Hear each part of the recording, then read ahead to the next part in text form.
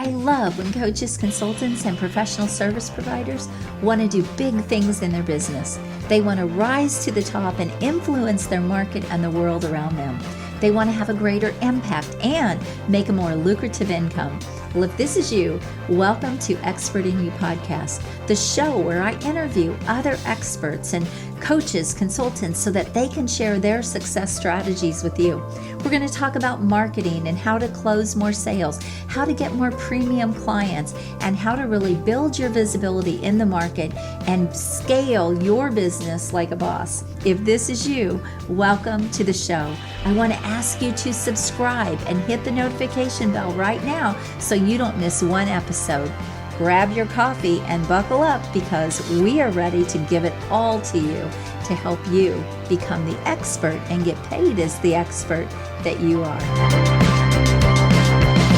Hi, everyone. I want to welcome you back to another episode of Expert in You podcast. I'm your host, Carden. And this week, you are going to love my guest. She is amazing, brilliant, and I know she has some really cool stories to share. So I can't wait to interview her. I'm excited to be on here with her today. So Susan Gurnik, welcome to my show.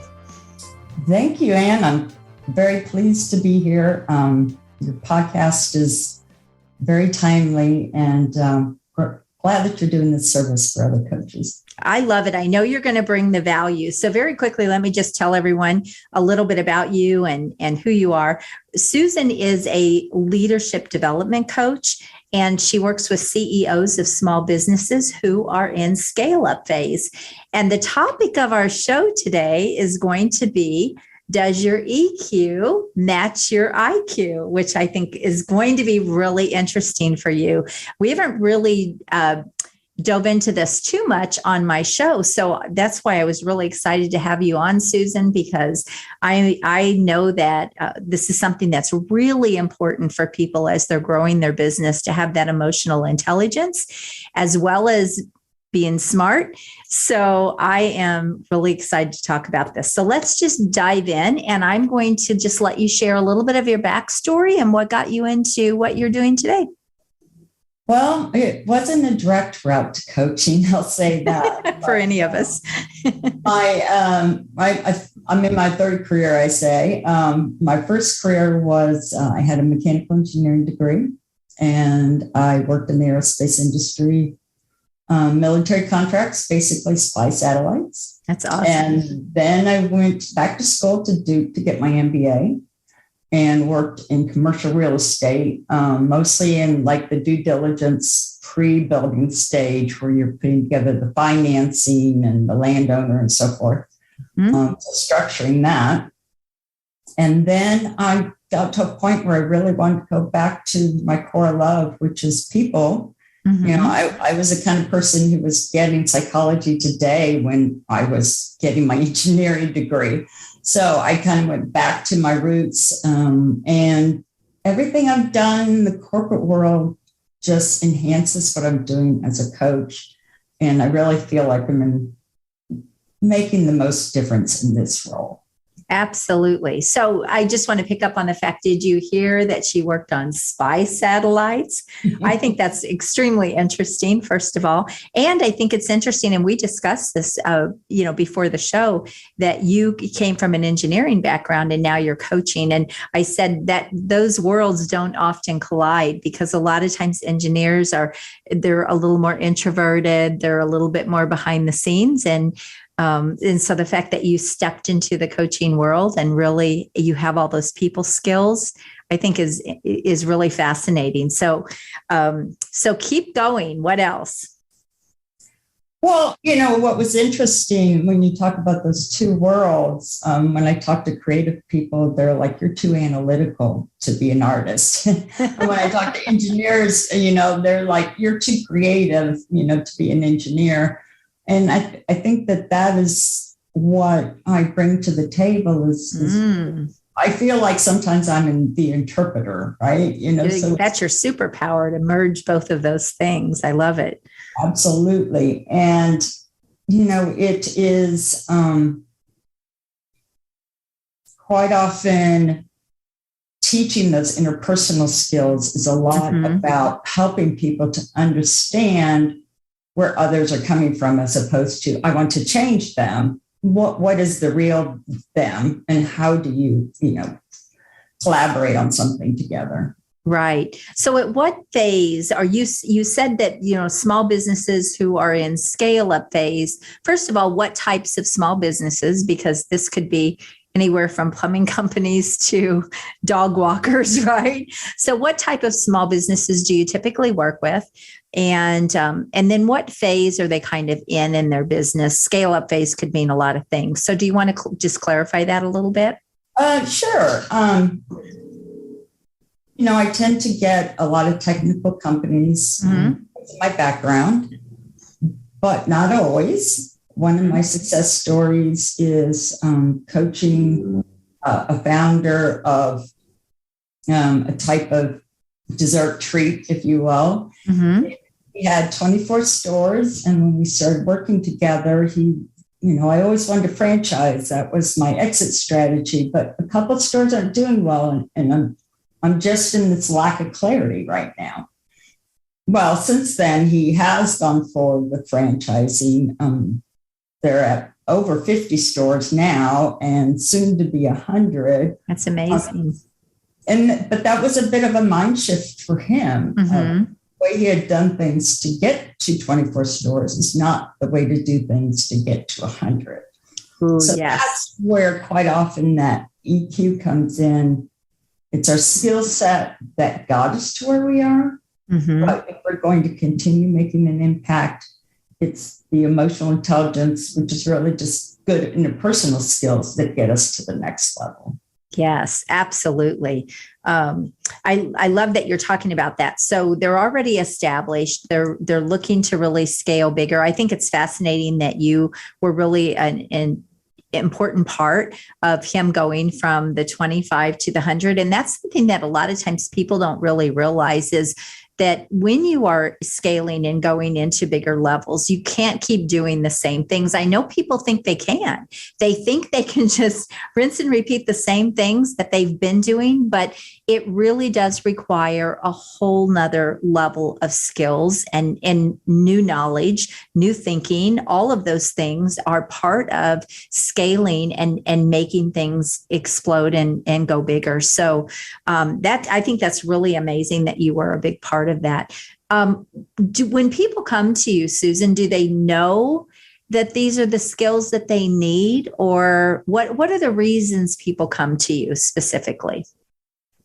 Quite often they feel like they know that they want to scale up, or they know they need to make a big change if they're in a corporate job, but they're lacking clarity on that. Okay.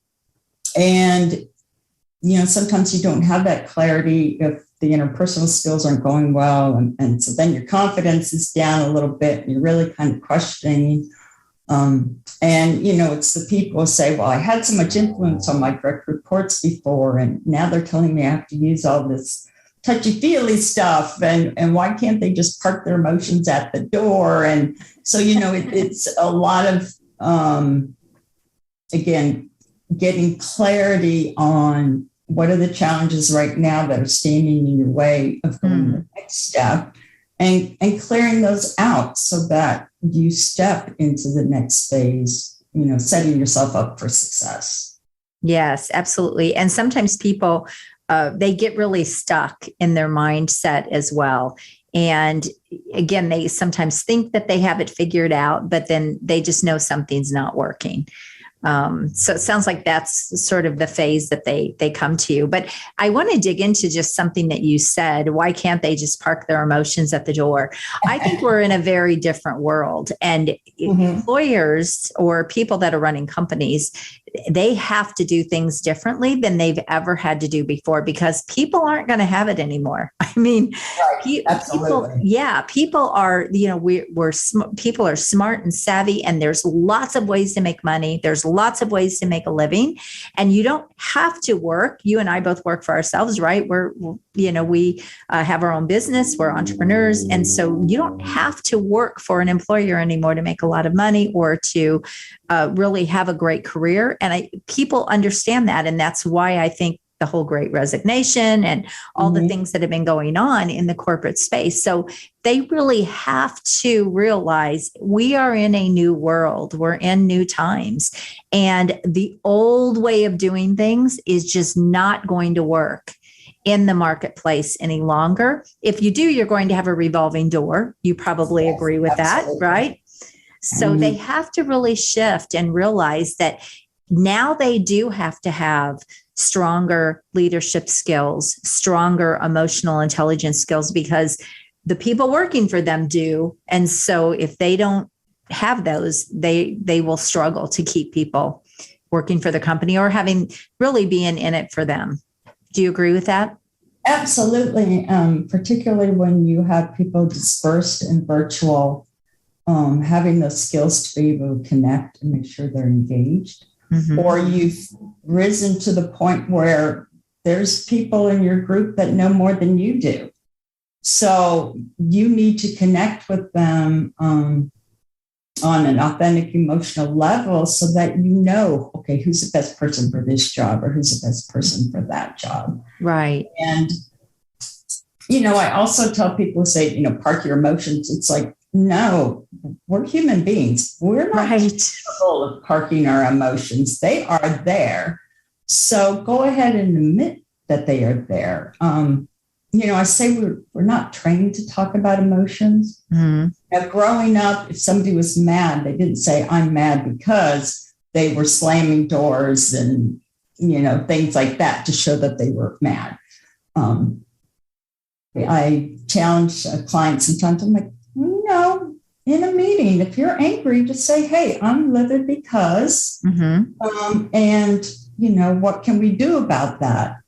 That's very powerful to give your emotions instead of emoting your emotions as we're raised to do.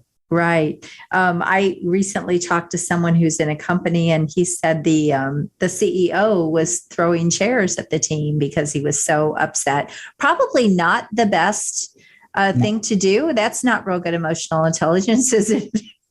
Well, and that you kind of touched on a different subject I adore, which is neuroscience. Because when I'm working with technical clients, and I can say, look, with fMRIs, they've shown that when you yell at your people, you're literally making them stupid because the energy in their brain goes back to the flight, fight, or freeze. Right. Whereas 10 years ago, when I was doing this work, I didn't have that body of scientific knowledge to back it up.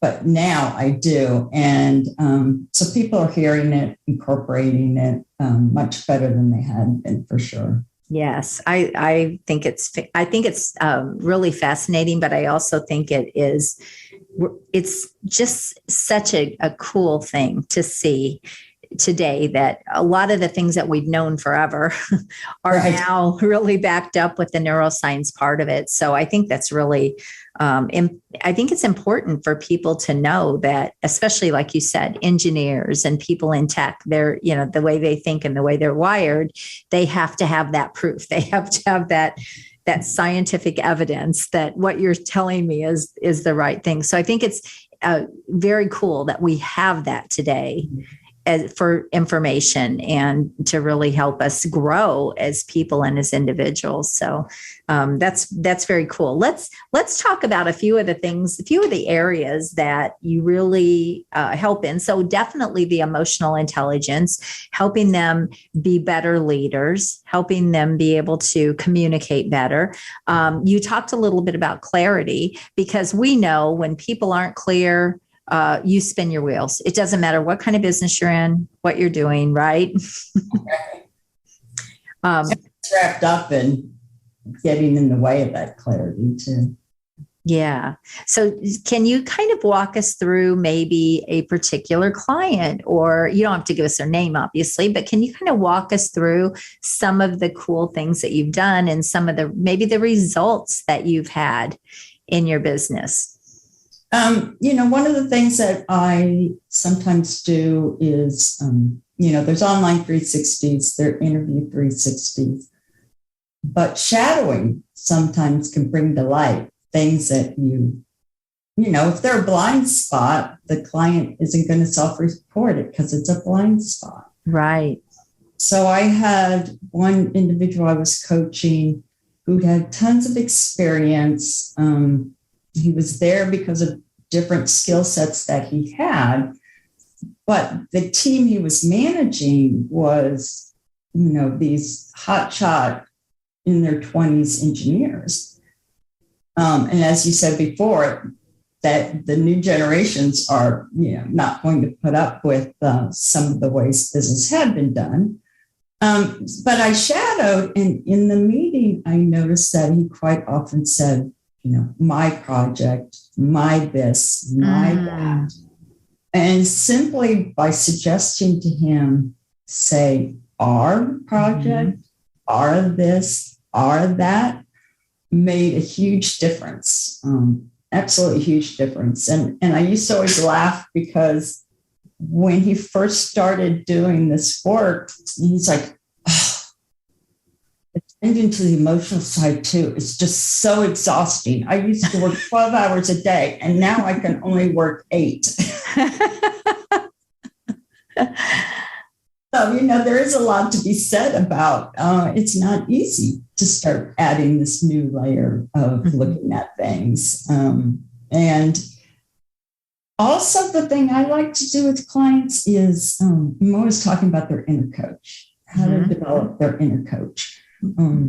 I would prefer to work myself out of business, if you will, because their inner coach gets so strong. And this particular client, he said, yeah, WS squared. And I'm like, what's WS squared? What would Susan say? Is what I asked myself.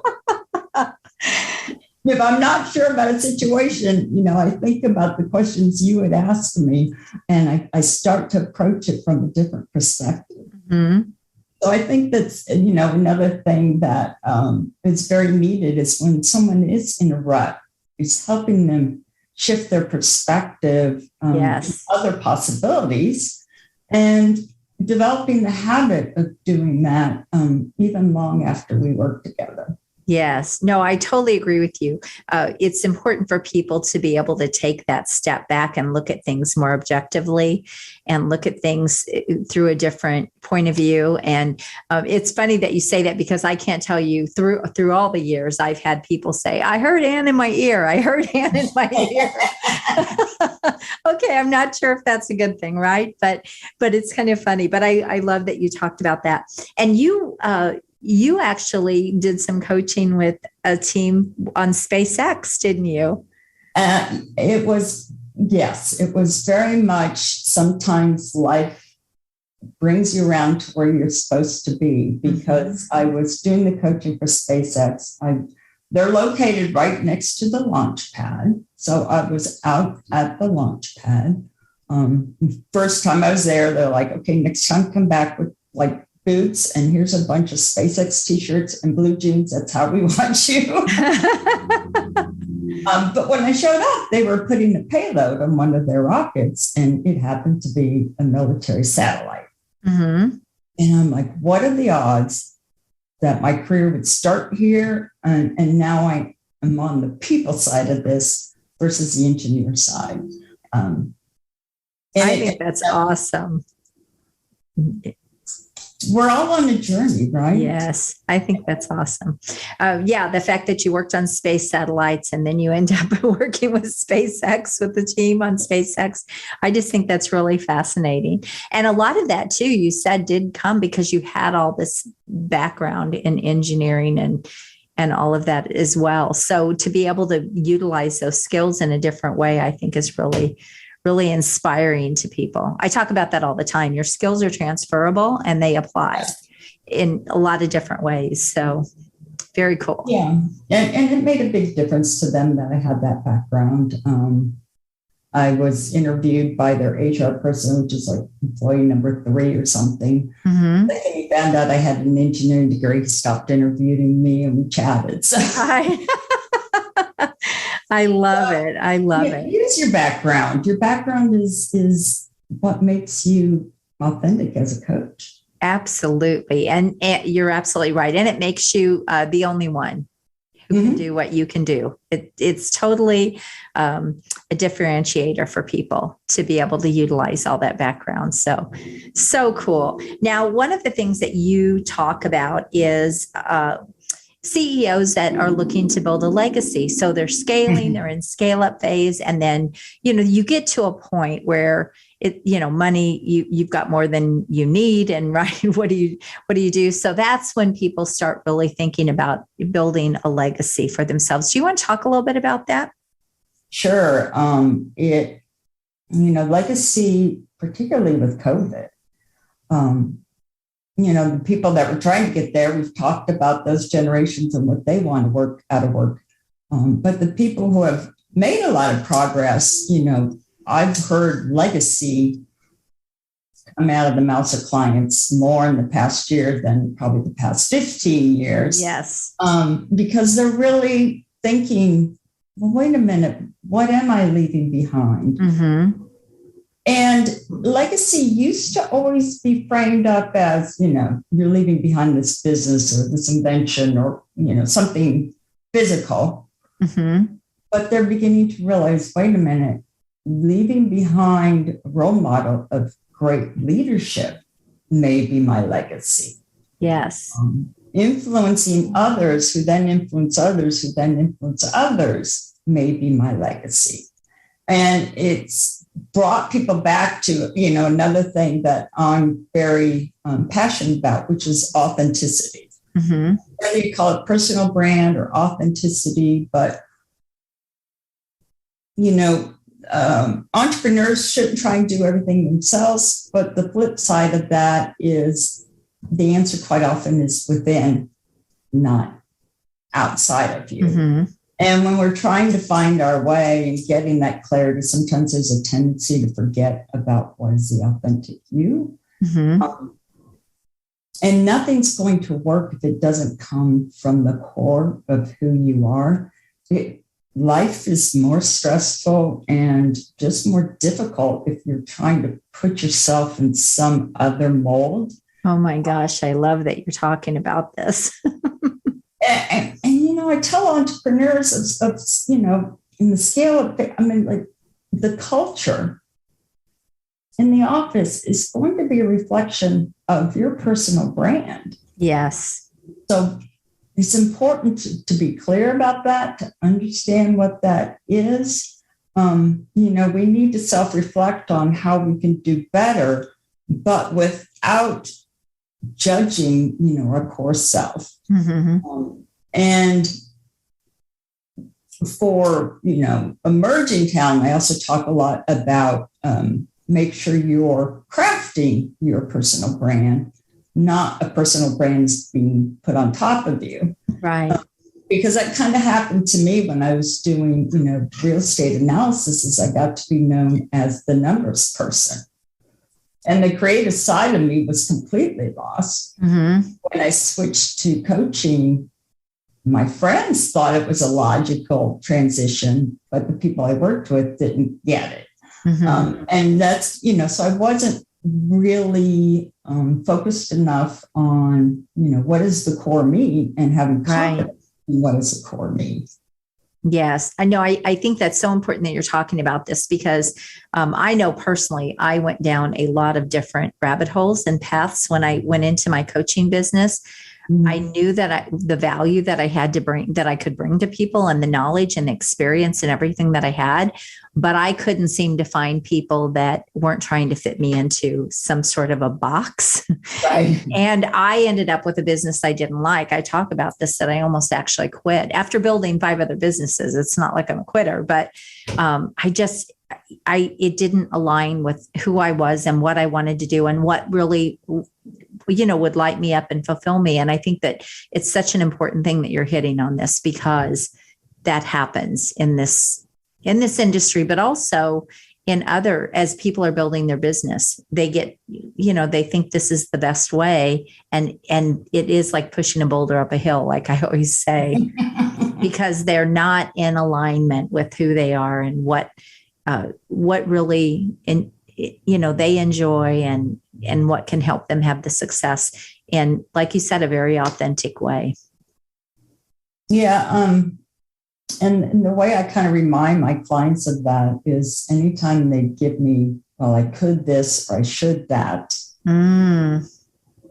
Like, no, that needs to be changed to you will or you won't. Right.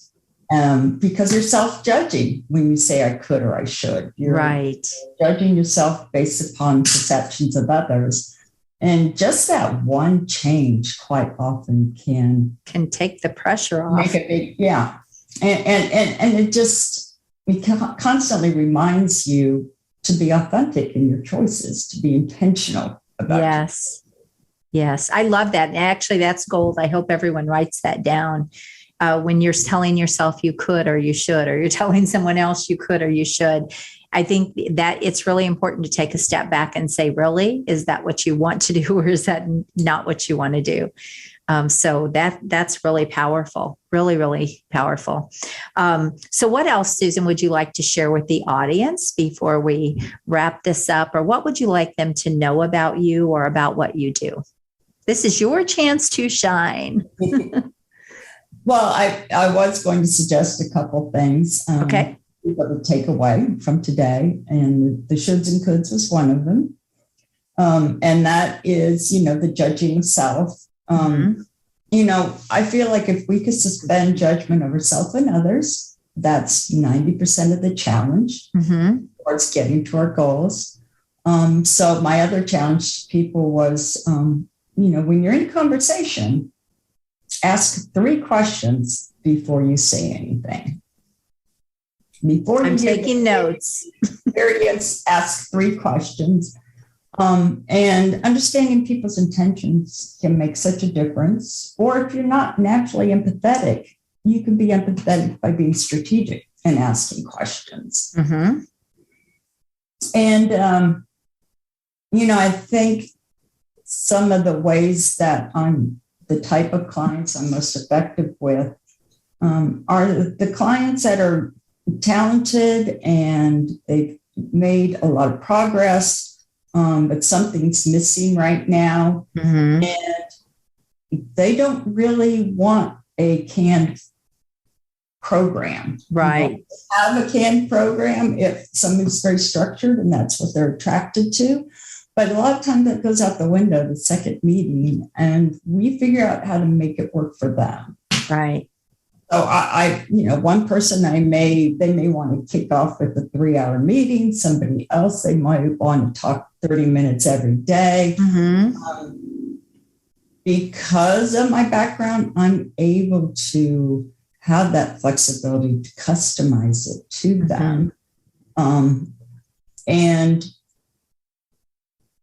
And I also, I'm laughing or smiling because I just was in a mastermind where they're like, oh, this person that they don't want to get into the feelings and I think I may have to fire them. And I'm like, oh, that sounds fun.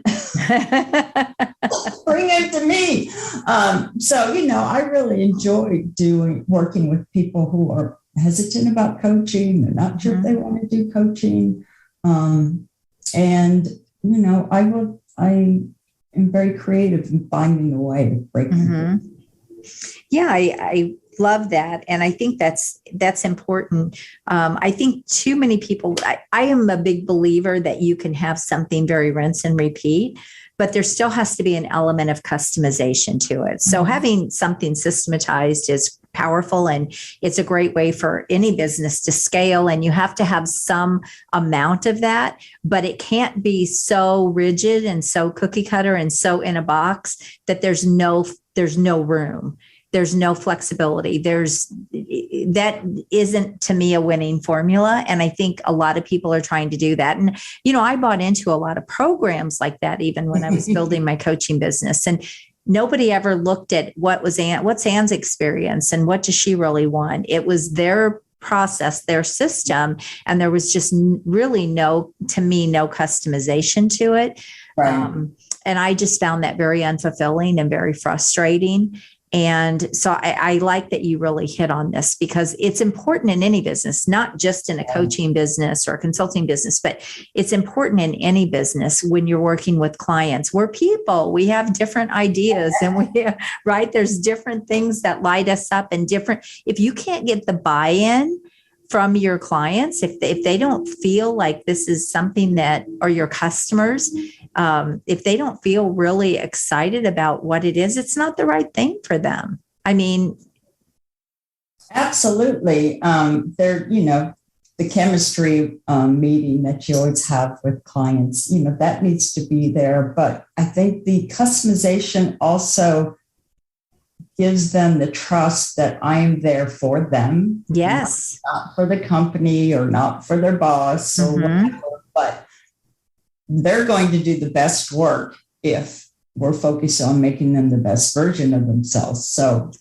that is the focus. And once they realize, like I had one client, she was a little hesitant. And at the end of the first meeting, she's like, wow, this isn't going to just help work. This is going to help my personal life too. And then all of a sudden she was sold. Yes. So it's developing that trust, and the trust is easier to develop when you're saying there isn't one answer, but let's figure out what works for you. Yeah, because then they know you're in it for them. Mm-hmm. You're all in for them. And it's like you care. My husband always laughs because he says, you care more about your client's success than you do your own. That's, to a big degree, that's true. I mean, I'm okay, right? I'm okay, but I care about them getting results and them getting, and when you do that, and it, who was it? Zig Ziglar said, if you help enough people get what they want, you'll get everything you want. Oh my gosh, such a profound statement, such a profound quote that's lasted, all of this time, because it really is the truth. When you're in it for them, they feel that, they know that breaks down any walls, that helps them develop that trust in you, and they are going to be all in it. And then there's just that deeper connection, that deeper relationship that it's just powerful. I don't really know any other way to say it. It's just really a powerful, powerful place to come from. Life is too short to not use our strengths. Yes. Too short to not enjoy our job. Everyone's found that out through COVID, didn't they? Yeah. I have clients who will do a specific program because they want to hit a specific goal really hard.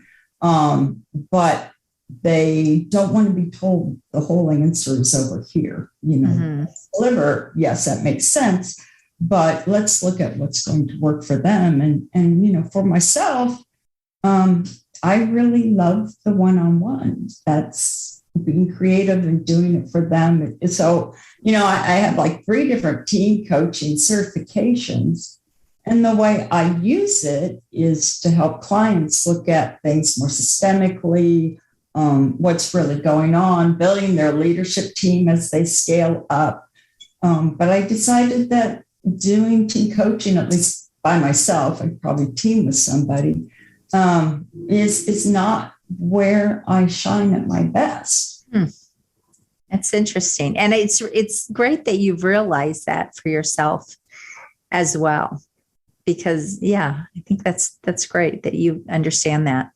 Well, and it's interesting having the intersection of that and the things that you always, remind people of. How do you scale up? How do you get benefit from your knowledge? And to be honest, that's kind of where I am right now is, gosh, I kind of have my own way, and I've got this and I got that, and I have all this content. What am I going to do to help get it out there and have even more impact? Yeah. So, I think it's something a lot of people do struggle with is have the How do you life. scale customization? How do you scale? Yes, absolutely. And there really are ways. I mean, even for me, I'm very much like you, Susan. I really love high touch. I love that hands-on approach, but I do love teaching and training as well. So I have learned very effectively how to combine the two to scale and also still have that same element of customization and personal one-on-one. And so I have found a very effective way to do that. But I am like you. I'm not into cookie cutter. That's not my thing. And so, yeah, I think that those are things to think about. And again, what's going to align with you and what's going to work best for you. And also to be able to stay. I don't like the word in your zone of genius, but let's face it, that really is kind of what it is. And really in your superpower and your strengths, I like to call it your sweet spot, staying in your sweet spot, but being able to grow to whatever level you want. You have to find the path to be able to do that. And there's a lot of ways to do that, but yeah. Well, we do have to go outside our comfort zone. Absolutely. We have to stretch and grow. And I tell people, but stretch it a little bit at a time. Get out of your comfort zone. Once you get comfortable with that, get out of your comfort zone. And I was an adjunct professor actually for about 5 years. So I very much enjoyed that. We had a lot of one-on-one in the sense that every class I taught was either they had to make a business plan or marketing plan. Quite often it was a real business they were thinking about. And so my ability to work with them as a group, but then one-on-one with them, went a long way. So there's always ways to use strengths in different and better. Absolutely. We could talk about scaling all day. I know.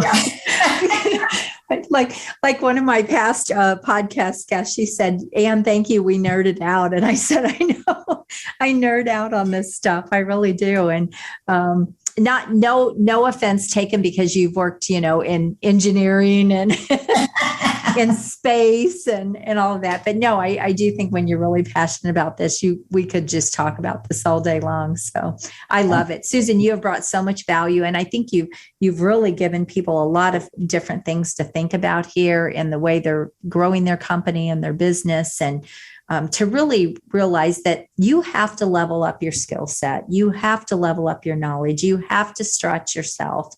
And if you're ever going to get much further, you can get a little further by, rinse and repeat, right? But at the end of the day, you have to, there are things you don't know. You have to learn them. There are skills you need to develop. You have to learn them. And, that changes as you go to the next level and the next level. I always say it's why why millionaires look for billionaires to coach them, because they don't know how to get there. Right. And so a lot of things that you talked about here. And the other thing too, that I know we didn't hit on, I just want to kind of wrap up with this. In leadership, when you have a team under you that is there for you, you're totally in alignment with what the vision for the company is, what the vision for the team is. It's it's an our versus, my and I. When you do that, you really emerge as a strong leader. And that, going back to you saying that's the legacy, that can be the legacy. If you look at people like, I think about like Zig Ziglar and Jim Rohn, we talked a little bit about some of their quotes. And if you look at the legacy that they have left after all of these years that they have been gone, those truths, those principles, and we could name umpteen people, right, that we have followed through the years. That's the legacy, to pour into people and leave them better than before they knew you. I think that would probably be the best way to say it. Many times I've asked someone what was the highlight of your career, and they will point to a boss, a person. Yes. And taught me so much about, how to lead myself. So that is a legacy. Absolutely. There's a lot of ways to create legacy. So, Wow, this has been so great. I have truly enjoyed having you on. You have been a fascinating guest. Just your background and everything that you've done, just it's amazing. And your success is so evident.